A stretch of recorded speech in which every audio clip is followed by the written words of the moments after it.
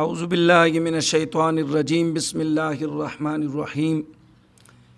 میرے دیکھنے والوں السلام علیکم ورحمۃ اللہ وبرکاتہ۔ دوستو، ماہ رمضان ہے تو ایک حدیث مبارکہ آپ کے سامنے بیان کرنا چاہتا ہوں۔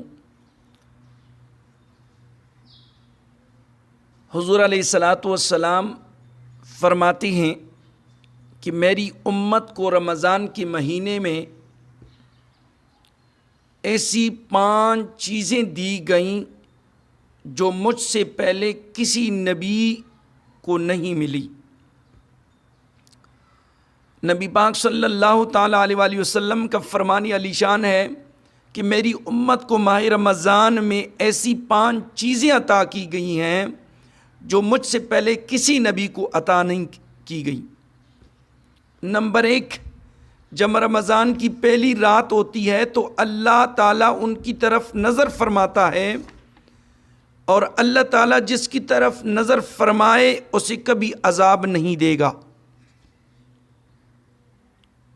نمبر 2، کہ شام کے وقت ان کی منہ کی جو بو ہوتی ہے وہ اللہ رب العالمین کو مشک سے بھی زیادہ پسندیدہ ہے، مجھ سے بھی زیادہ پسند ہے روزہ دار کی وہ منہ کی بو۔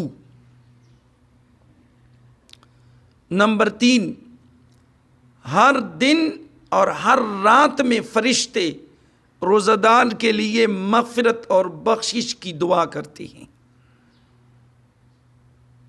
نمبر 4، کہ اللہ رب العالمین جنت کو حکم دیتا ہے کہ تیار ہو جا اور میرے بندوں کے لیے آراستہ ہو جا، قریب ہے کہ دنیا کی تھکاوٹ سے یہاں آ کر آرام کریں۔